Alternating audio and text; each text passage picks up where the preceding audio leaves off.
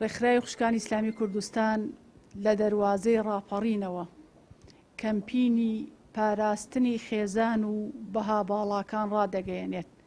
داوا لە جەماوەری موسڵمان و ئیسلام دۆستی کوردستانەکەین لەگەڵمان بن بۆ پارێزگاریکردن لە خێزانی کورد و پارێزگاریکردن لە بەها باڵاکانی کۆمەڵگەی کوردەواری.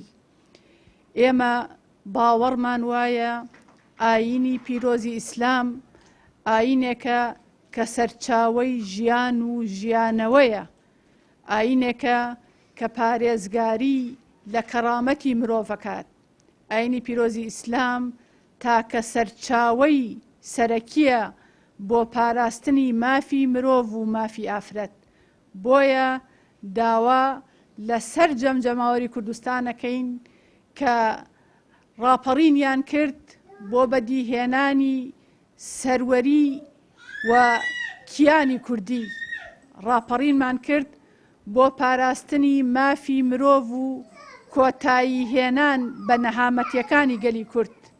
بەڵام بەداخەوە ساڵ لە دوای ساڵ و ڕۆژ لە دوای ڕۆژ ئەو پرۆژە یاسایانەی کە بە خوێنی شەهیدانی کوردستان لە پەرلەمانی کوردستان دەرەچێت دژ بە بەها ڕەسەنەکانی کۆمەڵگەی کوردەواری و شەریعەتی پیرۆزی ئیسلامە.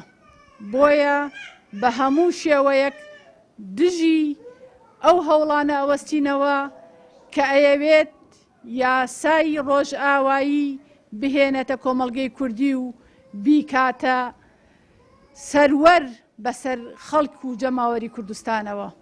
ڕێکخراوی خوشکانی ئیسلامی کوردستان بە تەمەنی خۆی خزمەتی بە پاراستنی مافی مرۆڤ و شکۆی مرۆڤ و شکۆی ئافرەت کردووە. لە هەوڵەکانمان بەردەوامە بین بۆ پارێزگاری لە پەروەردە خێزان پەرەپێدان. لەگەڵمان بن.